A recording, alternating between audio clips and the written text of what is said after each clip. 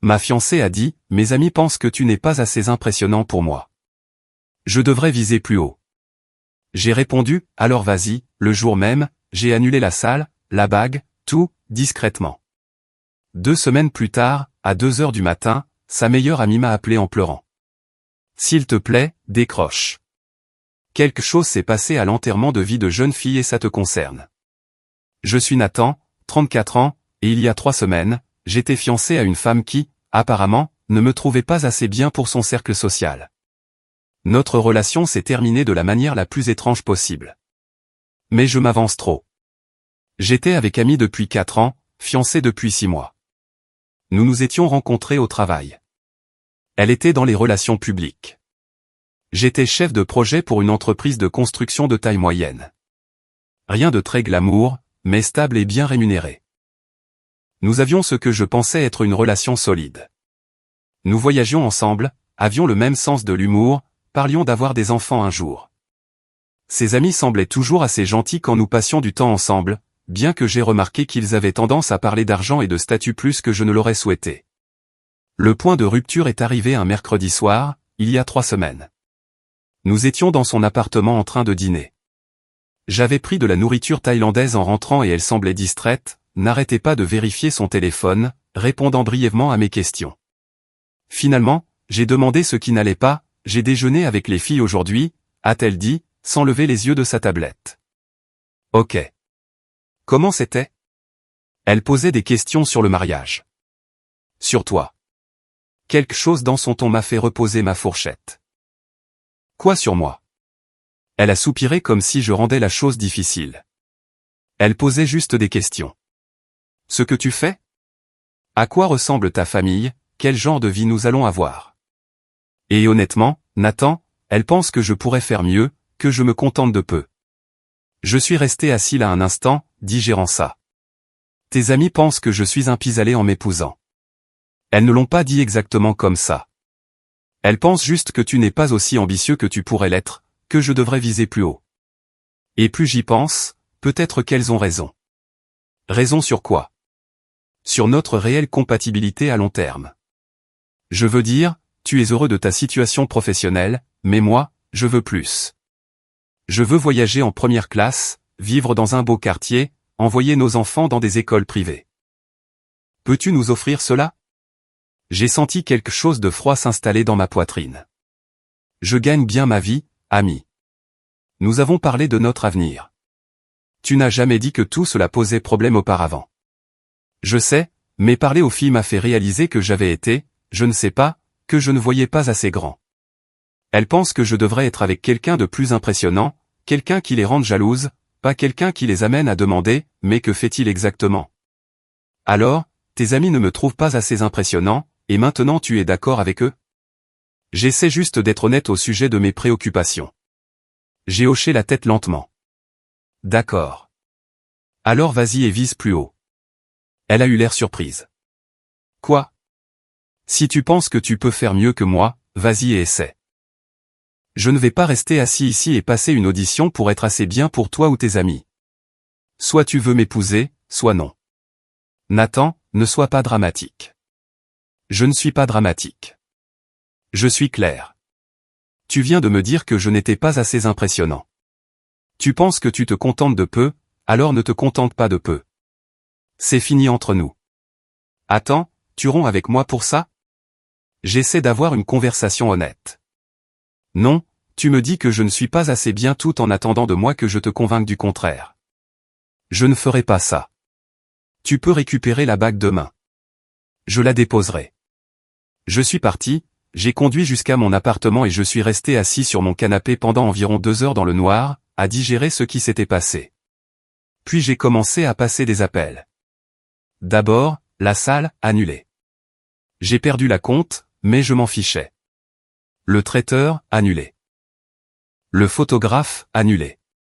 J'avais payé environ 70% des dépenses du mariage parce qu'Amy économisait pour la lune de miel, donc la plupart des prestataires avaient ma carte en dossier. J'ai systématiquement tout annulé ce que je pouvais cette nuit-là. Le lendemain matin, j'ai rapporté la bague de fiançailles, une bague de $8000 que j'avais économisée pendant plus d'1 an pour acheter, chez le bijoutier. Ils avaient une politique de retour dans les 90 jours moins des frais de réapprovisionnement. J'ai récupéré environ 6500 $. Puis j'ai envoyé un SMS à Ami. La bague est rendue. Tous les prestataires de mariage que j'ai payés sont annulés. Tu es libre de viser plus haut maintenant. Elle a appelé immédiatement. Je n'ai pas répondu. Elle a appelé 17 autres fois ce jour-là. J'ai bloqué son numéro. Mise à jour à la première semaine après la rupture fut surréaliste. Ami a essayé de me joindre par des amis communs, par les réseaux sociaux, elle s'est même présentée une fois à mon appartement. Je n'ai pas répondu à la porte. Nos amis communs étaient divisés. Certains pensaient que j'avais réagi de manière excessive. D'autres pensaient qu'Ami avait révélé sa vraie nature et que j'avais échappé au pire. Ce que j'ignorais, c'est qu'Ami n'avait dit à personne que nous avions rompu. Elle continuait de publier des messages sur la planification du mariage sur les réseaux sociaux, de parler à ses amis des essayages de robes. Selon mon ami Jack, qui était ami avec l'une de ses demoiselles d'honneur, Ami disait à tout le monde que je traversais une mauvaise passe et que nous faisions une courte pause. Elle n'acceptait pas que le mariage soit annulé. 2 semaines après la rupture, l'enterrement de vie de jeune fille d'Ami était prévu pour ce week-end. J'avais complètement oublié jusqu'à ce que Jack le mentionne. La fête devait avoir lieu à Nashville, tout un week-end avec ses 6 amis les plus proches. J'ai pensé qu'elle l'annulerait une fois qu'elle aurait pris conscience de la réalité, mais apparemment, elle y est allée. À 2h47 du matin, le samedi soir de son enterrement de vie de jeune fille, j'ai reçu un appel d'un numéro inconnu. J'ai failli ne pas répondre, mais quelque chose m'a poussé à décrocher. Allô, Nathan. C'est Jessica. C'était la demoiselle d'honneur d'Ami, pleurant si fort que j'avais du mal à la comprendre. Jessica, qu'est-ce qui ne va pas? Il faut que je te dise quelque chose. Je ne peux pas. On ne peut pas laisser Ami te faire ça. Oh mon Dieu, je me sens tellement mal. Doucement. De quoi parles-tu? L'enterrement de vie de jeune fille. Nous sommes à Nashville. Ami boit toute la nuit et elle vient d'eux. Elle nous a tout raconté sur les raisons de votre rupture, sur ce qu'elle t'a dit. D'accord. Elle nous a raconté son plan, Nathan. Elle n'accepte pas la rupture. Elle pense que si elle continue simplement à planifier le mariage et qu'elle se présente à la salle le jour du mariage, tu iras jusqu'au bout parce que tu ne voudras pas l'embarrasser devant tout le monde. Je me suis redressé dans mon lit. Quoi? Elle a tout réservé à nouveau. La salle, le traiteur, tout ce que tu avais annulé. Elle a utilisé ses cartes de crédit et l'argent de ses parents. Elle nous a dit ce soir qu'elle savait que tu étais juste contrarié et que le jour du mariage, tu te présenterais parce que tu l'aimes. Elle a dit qu'elle ne te laisserait pas gâcher ce que vous aviez pour un seul commentaire stupide. Jessica, nous avons rompu. Je lui ai dit que c'était fini. Je sais. C'est pour ça que j'appelle. Elle est délirante. Nathan, elle pense que si elle fait semblant que tout va bien, ça le sera. Et ses amis, ses filles ici, l'encouragent. Elle n'arrête pas de dire que tu vas te ressaisir, que tous les hommes ont des doutes de dernière minute, qu'elle a juste besoin d'être persistante. Où est Ami maintenant? Elle s'est évanouie dans la chambre d'hôtel. Mais avant de s'évanouir, elle a dit autre chose. Quelque chose qui m'a rendu physiquement malade. Quoi? Jessica pleurait encore plus fort maintenant. Elle a dit que si tu ne te présentes pas au mariage, elle dira à tout le monde que tu l'as maltraité. Qu'elle inventera une histoire sur la raison de l'annulation du mariage. Qui te fera passer pour un monstre? Elle a dit que ses amis la soutiendraient. Que personne ne croirait ta version parce qu'elle est plus aimable. J'ai senti de l'eau glacée couler dans mes veines. Elle a dit ça. Oui. Je te le jure, Nathan, je l'ai entendu le dire. Nous l'avons tout entendu. Et la plupart de ses filles ont ri comme si c'était une blague. Mais je connais Ami. Elle le fera. Elle est tellement obsédée par le fait de ne pas avoir l'air bête qu'elle détruira ta réputation pour sauver la face. Pourquoi me dis-tu ça? Parce que c'est insensé.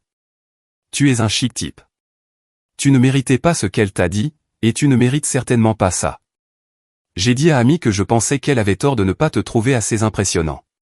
Je lui ai dit qu'elle était superficielle et stupide, mais elle n'a pas voulu écouter. Et maintenant, elle prévoit soit de te forcer à te marier, soit de ruiner ta vie si tu ne te conformes pas. Je suis resté silencieux pendant un long moment. Les autres demoiselles d'honneur sont-elles là avec toi? Oui, la plupart d'entre elles dorment ou sont ivres, mais Mélissa a tout entendu aussi. Elle est ici avec moi. Nous pensons toutes les deux que tu dois le savoir. Peux-tu enregistrer Amy en train de dire ce genre de choses ou obtenir quelque chose par écrit? Je peux essayer. Elle a notre discussion de groupe où elle parle du mariage comme si cela allait toujours avoir lieu. Je peux prendre une capture d'écran. Fais-le. Envoie-moi tout. Et Jessica, merci de m'avoir appelé. Je sais que ce n'était pas facile. Après avoir raccroché, je suis resté assis dans mon lit à regarder le plafond, essayant de comprendre quoi faire. 20 minutes plus tard, mon téléphone a vibré avec des captures d'écran. Les messages d'Amy à ces demoiselles d'honneur étaient dérangés. Nathan reviendra. Il est juste têtu. Il se présentera le jour J parce qu'il ne voudra pas m'humilier. Et finalement, s'il ne se présente pas, je dirai simplement à tout le monde qu'il était autoritaire et que j'ai annulé. Personne ne me blâmera. Mise à jour 2 le dimanche matin, j'ai appelé un avocat, lui ai expliqué la situation, lui ai montré les captures d'écran que Jessica avait envoyées. Il m'a dit que bien qu'Amy n'ait techniquement encore rien fait d'illégal, sa menace de m'accuser faussement de maltraitance pourrait être considérée comme de la diffamation si elle mettait sa menace à exécution. Il m'a conseillé de tout documenter et de me préparer au pire. J'ai aussi appelé les parents d'Amy. Son père a décroché. Monsieur Patterson, c'est Nathan. J'ai besoin de vous parler de quelque chose de sérieux. Nathan. Amy a dit que vous régliez certains problèmes. Tout va bien? Non, monsieur. Rien ne va. Amy et moi avons rompu il y a 3 semaines. J'ai annulé notre mariage, mais apparemment, elle a dit aux gens que nous étions toujours ensemble et elle a tout réservé à nouveau. Il y a eu un long silence. Elle a dit que vous faisiez une pause. Nous ne faisons pas de pause. Nous avons rompu. Elle m'a dit que je n'étais pas assez impressionnant pour elle et ses amis quand j'ai mis fin à notre relation. Elle a refusé de l'accepter. Maintenant, elle est à Nashville et dit à ces demoiselles d'honneur que si je ne me présente pas à un mariage auquel je n'ai pas consenti, elle prétendrait faussement que je l'ai maltraitée. Nathan. C'est une accusation grave. J'ai des preuves. Sa demoiselle d'honneur m'a appelé hier soir. J'ai des captures d'écran des messages d'Amy. Elle prévoit soit de me forcer à aller à ce mariage, soit de détruire ma réputation. Je voulais que vous l'entendiez de moi avant que ça ne s'aggrave. Monsieur Patterson m'a demandé de lui envoyer les captures d'écran. Je l'ai fait. Il a dit qu'il me rappellerait. Il a rappelé 2 heures plus tard. J'ai parlé à Amy. Elle n'est pas dans un bon état, Nathan. Elle a admis qu'elle était dans le déni de la rupture. Elle jure qu'elle n'aurait jamais vraiment fait de fausses accusations, qu'elle était ivre et disait n'importe quoi. Avec tout le respect que je vous dois, monsieur, les paroles d'ivrogne sont les pensées de l'homme sobre. Je ne peux pas avoir confiance qu'elle n'ira pas jusqu'au bout. Je comprends. Je vais la faire rentrer de Nashville aujourd'hui et nous allons avoir une conversation familiale. Je vais aussi m'assurer que les prestataires de mariage sont contactés et que tout est définitivement annulé. Vous avez ma parole. Merci, Nathan. Pour ce que ça vaut, je pense qu'Amy a fait une terrible erreur. Tu as toujours été bon avec elle. Je suis désolé que ça se termine de cette façon. Mise à jour 3 les parents d'Amy ont tout annulé et ont apparemment organisé une sorte d'intervention. Jessica m'a envoyé des nouvelles au cours des jours suivants. Amy a été forcée de dire la vérité à ses amis, que nous étions séparés, qu'elle avait saboté la relation en me disant que je n'étais pas assez bien, et que son plan d'attendre que je revienne avait échoué de manière spectaculaire. Le cercle d'Amy a implosé. Jessica et Mélissa ont toutes deux pris leur distance avec Amy, dégoûtées par son comportement. Les autres demoiselles d'honneur se sont apparemment senties trompées et embarrassées d'avoir aidé à planifier un mariage qui n'aurait pas lieu. La réputation d'Amy dans son cercle social a été massivement touchée. 4 jours après l'incident de Nashville, Amy m'a envoyé un long email. C'était en partie des excuses, en partie de la défense, et cela incluait beaucoup d'excuses sur la façon dont elle avait été confuse et influencée par les mauvaises personnes. Elle affirmait qu'elle n'aurait jamais vraiment accusé de maltraitance, que c'était juste des paroles d'ivrogne. Elle a demandé si nous pouvions nous rencontrer autour d'un café pour clore l'histoire. Je n'ai pas répondu. Une semaine plus tard, j'ai entendu par Jake qu'Amy avait commencé une thérapie. Ses parents en avaient apparemment fait une condition pour continuer à la soutenir financièrement. J'étais content qu'elle reçoive de l'aide, mais ce n'était plus mon problème. Le plus étrange dans tout ça, c'est le nombre de personnes qui m'ont contacté pour me dire que j'avais pris la bonne décision. Des amis à qui je n'avais pas parlé depuis des années, même la cousine d'amis, que j'avais rencontrée peut-être 2 fois, m'ont envoyé des messages disant qu'ils avaient toujours pensé qu'Amy était trop concentrée sur les apparences et le statut. C'était une forme de validation, mais cela m'a aussi fait me demander combien de personnes pensaient cela pendant que nous étions ensemble. Mise à jour finale, 2 mois se sont écoulés depuis la rupture. Je vais bien, tout compte fait. Je me suis concentré sur le travail, j'ai recommencé à aller au sport plus régulièrement et j'ai renoué avec certains amis que j'avais négligés pendant la relation. Jessica et moi sommes restés en contact, juste en tant qu'amis. Elle se sent coupable de ne pas avoir parlé plus tôt du comportement d'Amy. Je lui ai dit qu'elle n'avait pas à se sentir coupable. Elle m'a appelé au moment le plus important. Amy a déménagé dans une autre ville il y a environ 3 semaines. Elle a obtenu un transfert de travail selon Jessica. Je pense qu'elle était trop embarrassée pour rester ici après tout ce qui s'était passé. L'histoire s'est répandue, non pas parce que j'en ai parlé, mais parce que les demoiselles d'honneur en ont parlé et que ça s'est propagé. Dans une ville de cette taille, ce genre de drame ne reste pas secret. J'ai croisé une des amies d'amis de ce déjeuner, celle qui a apparemment lancé toute la conversation sur le fait que je n'étais pas assez impressionnant, dans un café la semaine dernière. Elle m'a même abordé. Nathan, salut. Est-ce que je peux te parler une seconde? Bien sûr. Je voulais juste te dire que je suis désolé pour ce que j'ai dit à Amy à ton sujet. Je ne pensais pas qu'elle le prendrait vraiment au sérieux, et je ne pensais certainement pas que cela prendrait de telles proportions. Que as-tu dit exactement? Elle a semblé mal à l'aise. J'ai demandé si tu étais vraiment assez ambitieux pour son style de vie. C'était stupide et moralisateur. Je projetais mes propres problèmes sur votre relation. Amy a toujours été un peu incertaine quant à sa propre valeur, et je crois que j'ai alimenté cela. Je me sens horrible. Savais-tu qu'elle prévoyait d'aller jusqu'au bout du mariage de toute façon? Non. Je jure que je ne le savais pas avant Nashville. Quand j'ai appris ce qu'elle avait dit à propos de faire de fausses accusations, j'étais horrifié. Ce n'est pas acceptable. Non, ça ne l'est pas. Pour ce que ça vaut, je pense qu'elle t'aimait vraiment. Elle s'est juste mis en tête qu'elle devait être avec quelqu'un de plus tape à accent grave l'œil pour prouver quelque chose aux gens. Il n'a jamais vraiment été question de toi. J'ai hoché la tête.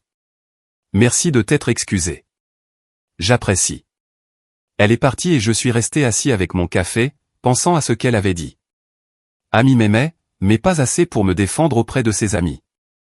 Pas assez pour être fier de ce que nous avions au lieu de courir après une option imaginaire meilleure. Ce genre d'amour n'est pas suffisant. Je ne suis plus amer, juste soulagé. Soulagé de l'avoir découvert avant le mariage. Soulagé que Jessica m'ait appelé cette nuit-là.